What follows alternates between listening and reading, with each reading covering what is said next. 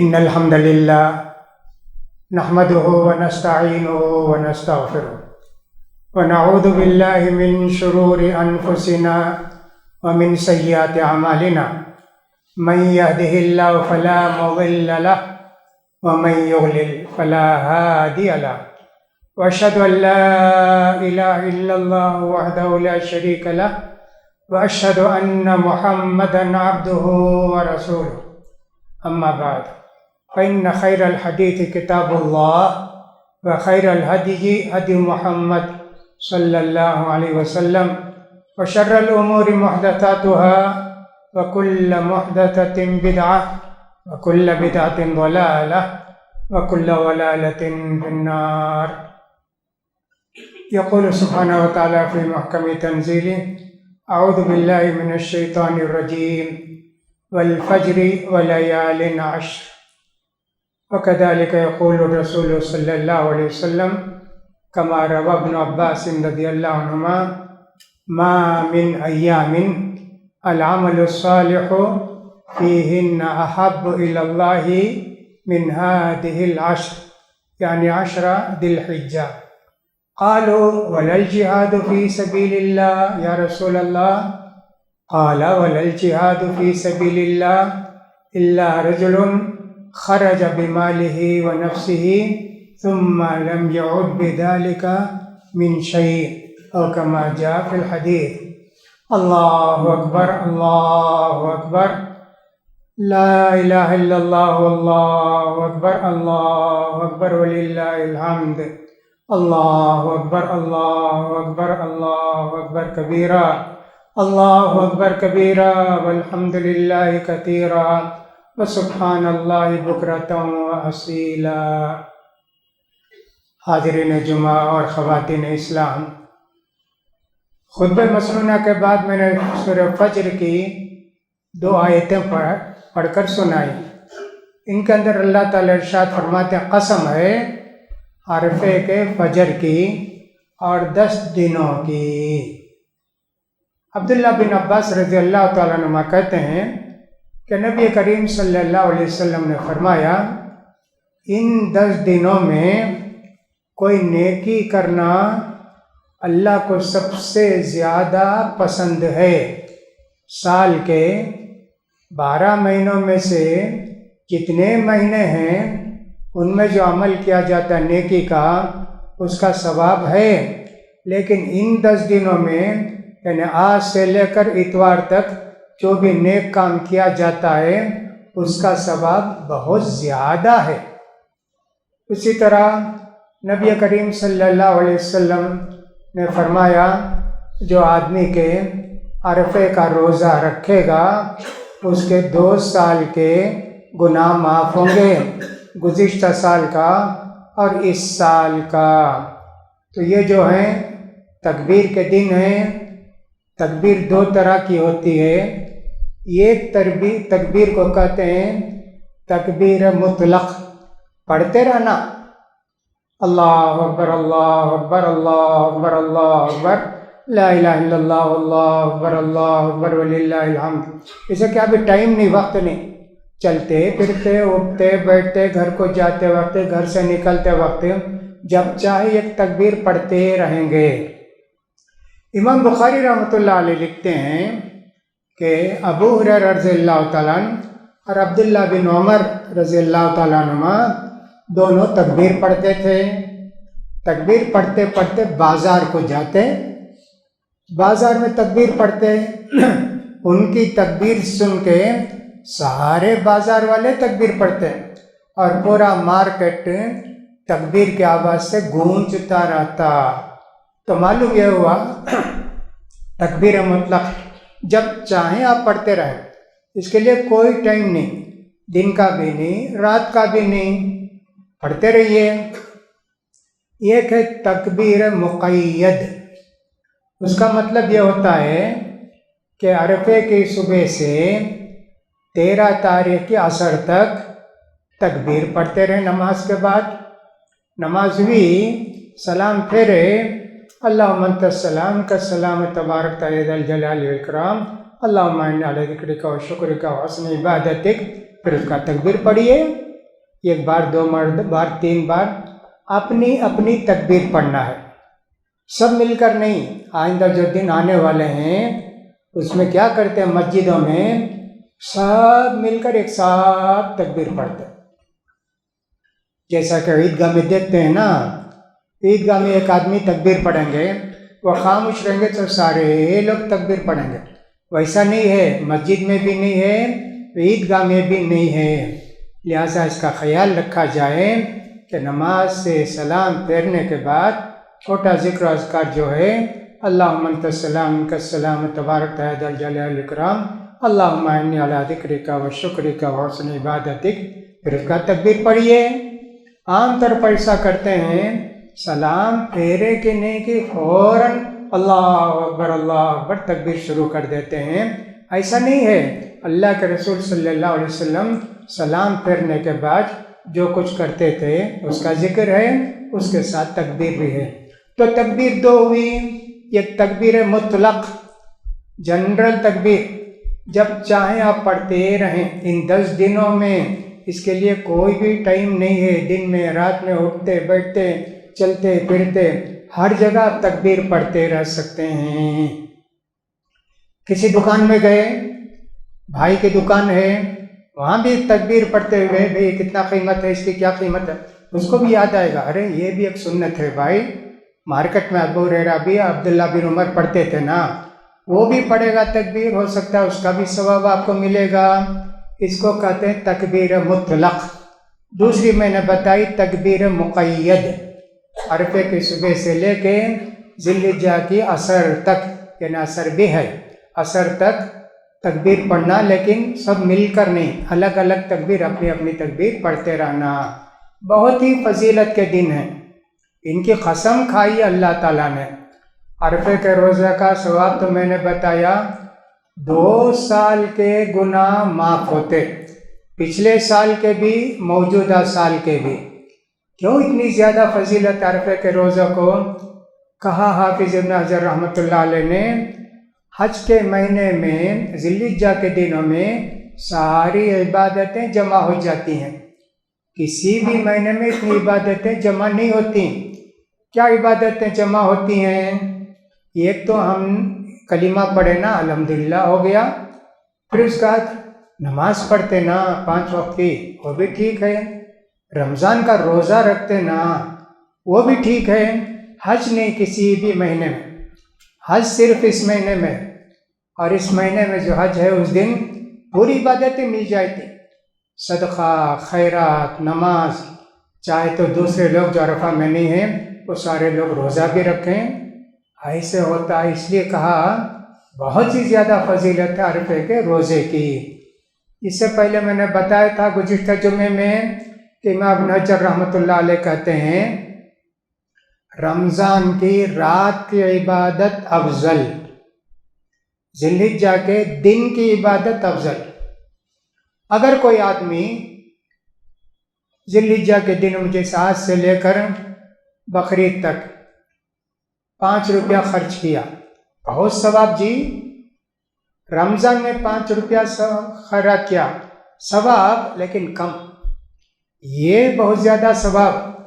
عام طور پر دیکھا یہ جاتا ہے کہ لوگ کیا بھی سمجھتے نہیں اس مہینے کو، ذی الحجہ کا مہینہ کچھ بھی نہیں سمجھتے، اتنا سمجھتے ہیں قربانی کرنا ہے، جانور خریدنا ہے، گوشت کھانا ہے، اتنا ہی جانتے، لیکن رمضان میں جو کرتے ہیں نا اس سے بھی زیادہ ان عمل کا ثواب ہے۔ روزہ عرفے کا تو بتایا، اور دنوں میں روزہ رکھ سکتے ہیں کیا؟ جیسے آج جمعہ ہے، روزہ رکھ سکتے ہیں کیا؟ رکھ سکتے ہیں، چاہے تو عرفے کے دن تک روزہ رکھ سکتے ہیں۔ ہفتے کے دن کا روزہ جو ہے، ایک حدیث کے اندر آیا کہ اللہ کے رسول صلی اللہ علیہ وسلم نے فرمایا ہفتے کے دن کا روزہ ہرگز نہیں رکھنا، یہودیوں سے مشابہت ہے، کچھ بھی کھانے نہیں پینے نہیں ملا، ایک مسواک ہی سے ہی رگڑتے رہو، بتائیں کہ ہم آج روزہ نہیں ہیں۔ اس حدیث پر عمل کرتے ہوئے شیخ ناصر الدین البانی رحمۃ اللہ علیہ فرماتے ہیں یہ کبھی نہیں رکھنا رمضان کے سوا ہفتے کے دن روزہ، کہتے یہودیوں سے مشابہت ہے، اللہ کے رسول نے منع فرمایا، لہٰذا نہیں رکھنا چاہیے۔ اب اس طرح دیکھیں تو دو باتیں ہیں، آج کا روزہ رکھیں کوئی بات نہیں، کل ہفتہ ہے روزہ نہیں رکھ سکتے ان کے فتوے کے مطابق، شیخ ناصر الدین البانی کے فتوے کے مطابق۔ عرفہ 8 تاریخ کو پڑتا، سارے لوگ عرفہ میں جمع ہو جاتے، اللہ کے رسول نے فرمایا وَصَوْمُ يَوْمِ عَرَفَةَ أَحْتَسِبُ عَلَى اللَّهِ أَن يُكَفِّرَ السَّنَةَ الْمَاضِيَةَ وَالْبَاقِيَةَ۔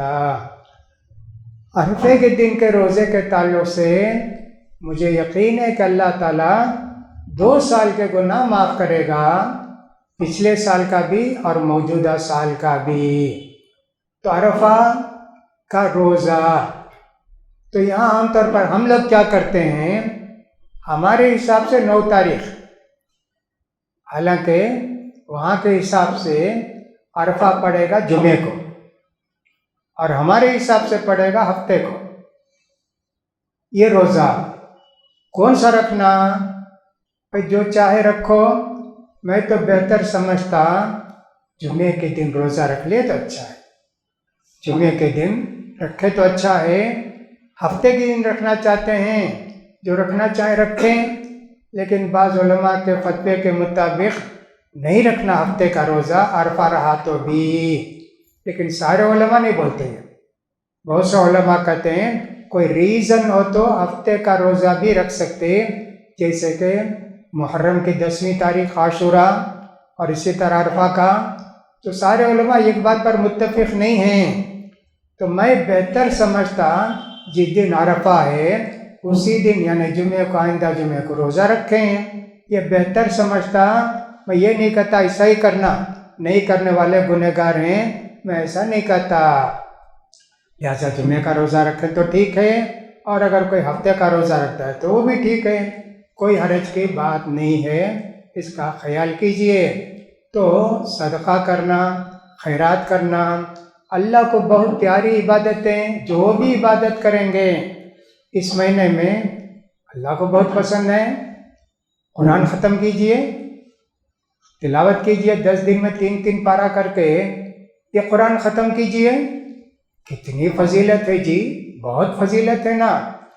ذکر و اذکار کرتے رہیے، لا الہ الا اللہ وحدہ لا شریک لہ لہ الملک ولہ الحمد وہو علی کل شیء قدیر، بہت بہترین ذکر ہے، صبح شام جب چاہے پڑھتے رہیے، خاص کر فجر کے بعد 100 مرتبے، مغرب کے بعد 100 مرتبے اگر کوئی آدمی پڑھتا ہے، سارے دنوں میں اللہ تعالیٰ اس کے لیے 100 نیکیاں لکھتا ہے۔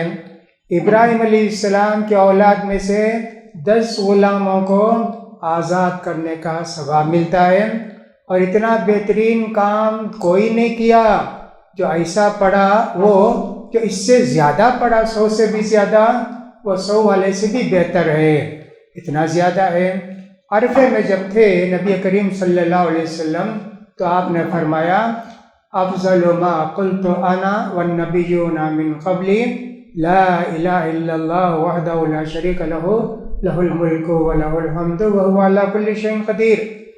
میں نے اور مجھ سے پہلے سارے نبیوں نے جو بہترین ذکر کیا ہے وہ ہے لا الہ الا اللہ وحدہ لا شریک لہ لہ الملک ولہ الحمد وہو علی کل شیء قدیر، بہترین ذکر ہے، اس کو جب چاہیں آپ پڑھتے رہیں، لیکن فجر کے بعد اگر 100 مرتبے پڑھتے ہیں، مغرب کے بعد 100 مرتبے پڑھتے ہیں تو اس کے اور بھی زیادہ فضیلت ہے۔ لا الہ الا انت سبحانک انی کنت من الظالمین، یہ بھی بہت اچھی دعا ہے۔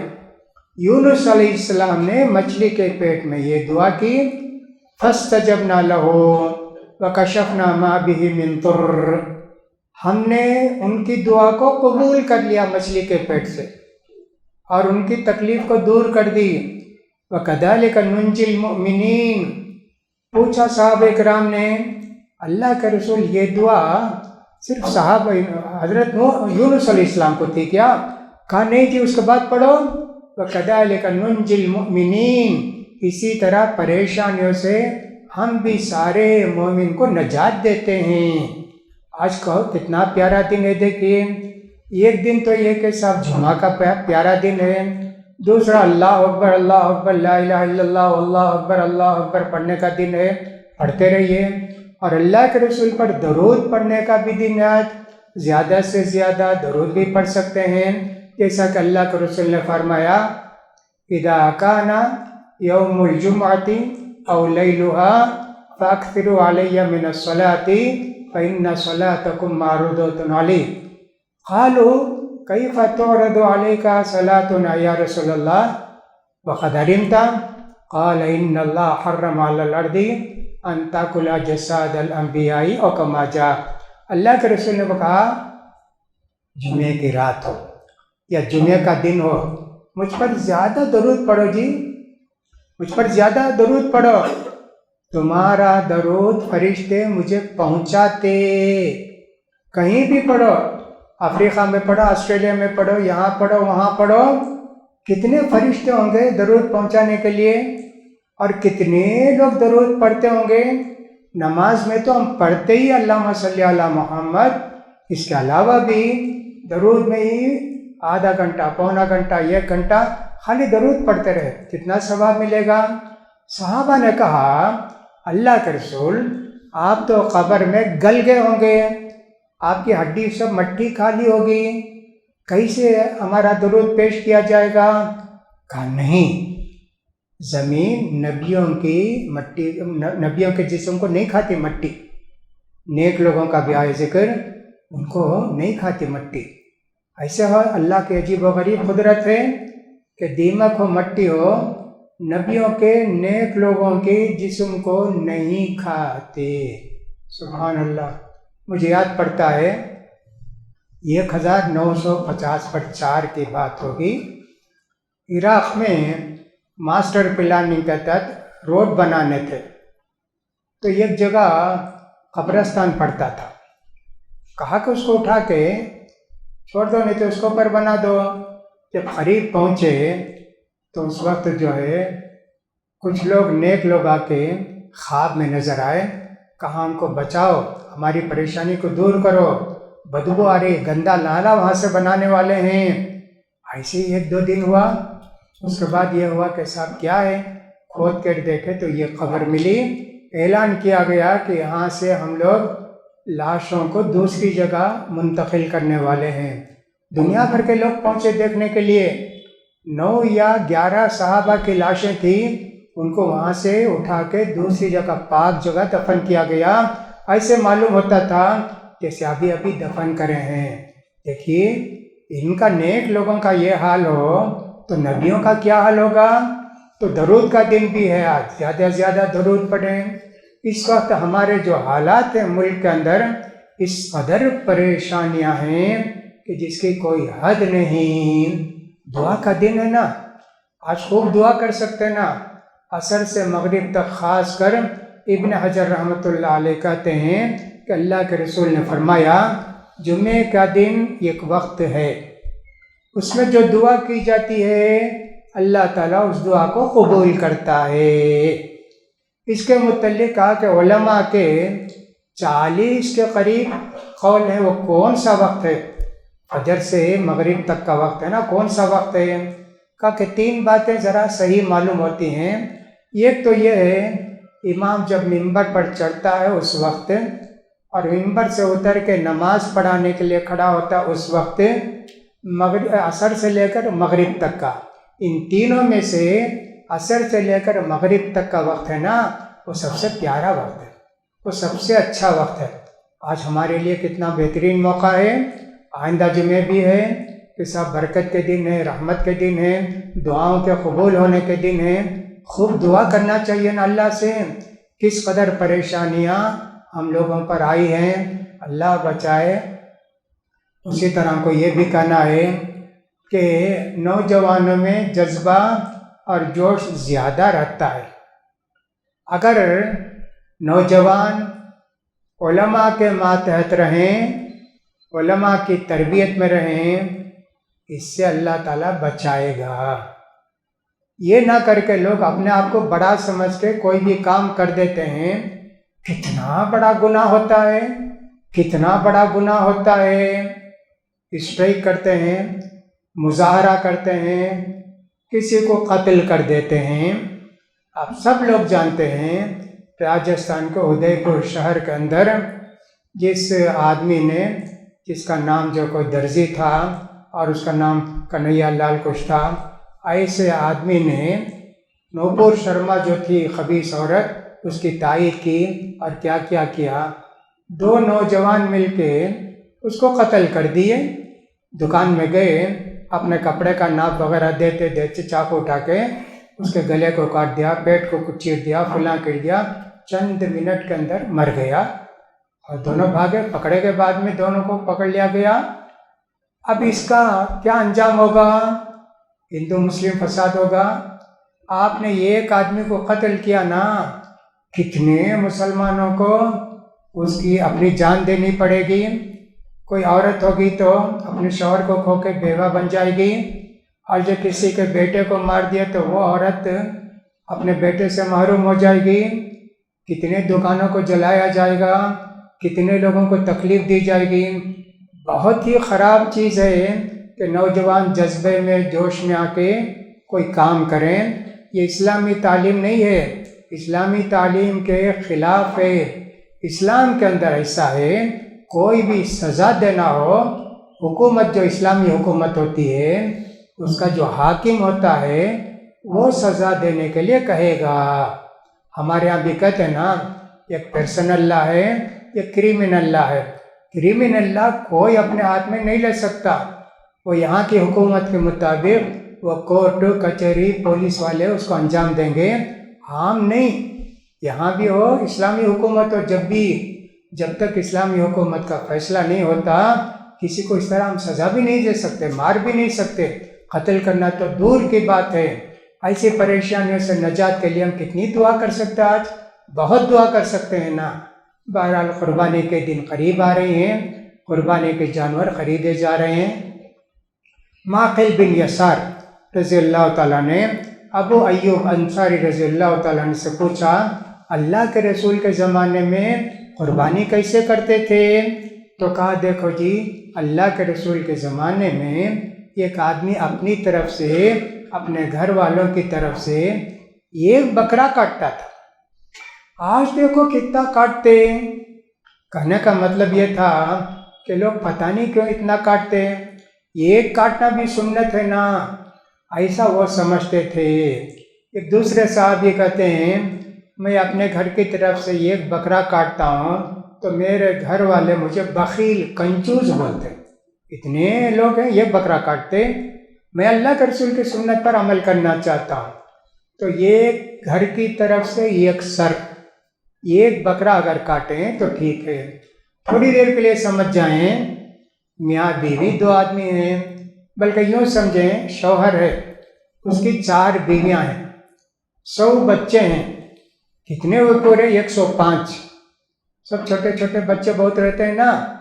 105 آدمی کی طرف سے ایک بکرا کاٹے تو کافی ہے. لیکن شادی ہو گئی بیٹے کی، اس کا الگ جینا ہے، وہ ایک الگ جینا ہے، وہ ایک گھر وہ کرے گا. لیکن ایک باپ ہے، اس کے چھوٹے بیٹے کتنے بھی رہیں، بیویاں کتنے بھی رہیں، ایک بکرا کافی ہے. 2-3 نہیں کاٹنا، کیا کاٹ سکتے ہیں، دے سکتے ہیں. لیکن یہ نہیں کہنا کہ دیکھو کنجوسی کرتے ہیں، ایک بکرا کاٹتے ہیں، ایسے نہیں کرنا چاہیے. احناف کے ہاں ایک سر کو ایک سر. میں کہتا ہوں ہمارے ہاں حدیث کے مطابق ابو ایوب انصاری رضی اللہ عنہ کی حدیث کے مطابق ایک گھر کو ایک سر. احناف کے ہاں ایک سر کو ایک سر. جیسے میں نے ابھی کہا نا آپ سے، ایک آدمی ہے، 4 بیویاں ہیں، 100 بچے ہیں، 105 بکرے کاٹنا، چھوٹا بچہ کاٹنا، ایک سر کو ایک سر. اللہ اکبر. نہیں تو گائے میں 105 حصے لینا، ان کے ایسا ہے، حالانکہ اس کا کوئی ثبوت نہیں ہے. اس لیے ایک بکرا اگر کاٹیں تو کافی ہے. گائے میں 7 آدمی شریک ہو سکتے ہیں، گائے میں 7 آدمی شریک ہو سکتے ہیں. اللہ کے رسول کے زمانے میں بھی صحابہ گائے میں 7 آدمی شریک ہوئے. بکرا بھی کاٹ سکتے، بکری بھی کاٹ سکتے، اور اسی طرح گائے بھی کاٹ سکتے، بیل بھی کاٹ سکتے. کیا بھی فرق نہیں ہے. البتہ جس کو ہمارے ہاں چھیلا کہتے ہیں، دانت نکل کر آنا. جب 12 مہینے پورے ہو جاتے، خود بخود وہ دانت رات میں جھڑتا، صبح میں آ جاتا. چند گھنٹے میں وہ اندر ایک دانت ڈھکل کر اس کو گرا کے انہیں اس کی جگہ لے لیتا. بکرا پیدا ہوتی دانت رہتے، دودھ کے دانت. یہ چارے کے دانت جو ہے نا 13ویں مہینہ شروع ہوتا ہے تو دانت نکلتا. جو پوٹلا جس کو کہتے ہیں بالوں والا، اس کے لیے کہا 6 مہینے سے 8 مہینہ کا ہو تو کر سکتے، دونوں کے لیے کہا. اور گائے کے لیے کہا اس کا دانت ہونا ضروری ہے. 2 سال 24 مہینے گزر کے 25واں مہینہ شروع ہوتا ہے تو گائے کے بیل کے دانت آتے. اور اونٹ کے لیے تو 4 سال گزرنے کے بعد اس کا دانت آتا. لہٰذا اس کا خیال کریں. عام طور پر ایسا ہوتا ہے قربانی کے دنوں میں بہت اعلان ہوتا ہے، ہمارے یہاں یہ قصہ اتنا، ہمارے یہاں یہ قصہ اتنا. پیسہ دے دیے، آرام کر لیا. جواب میں دے دیا 5,000 روپیہ 4,500 روپیہ دے دیا.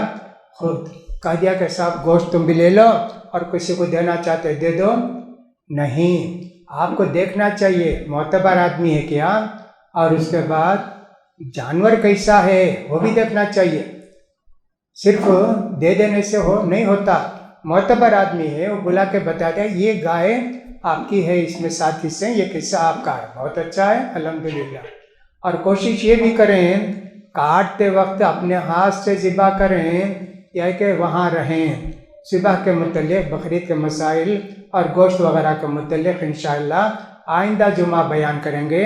چونکہ لوگ قربانی کے جانور خریدتے ہیں یا حصہ خریدتے ہیں، اس لیے اس کے متعلق یہ باتیں بتانا ضروری تھا.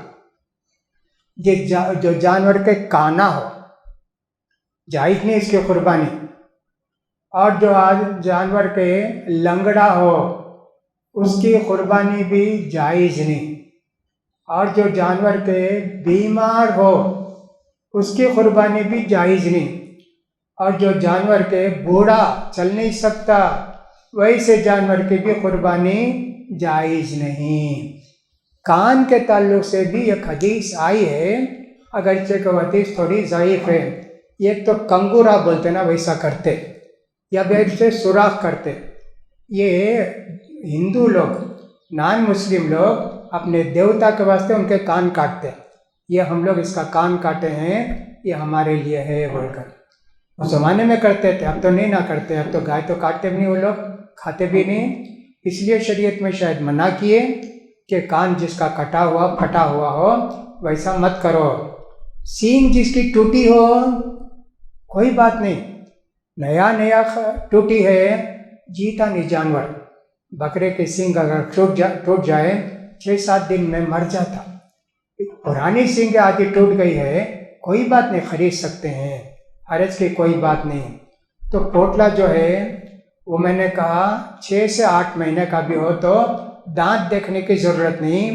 چھیلے کے لیے بھی گائے کے لیے بھی دانت دیکھنا ضروری ہے، اسی کی قربانی جائز ہے. ورنہ تو اس سے پہلے آپ خرید لیے تو نہیں. اگر کوئی جانور خرید لیے گھر میں رکھے ہیں، کہیں بھاگ گیا، کیا کریں؟ اگر آپ کو استطاعت ہے تو قربانی کیجئے، نہیں استطاعت ہے تو کوئی بات نہیں.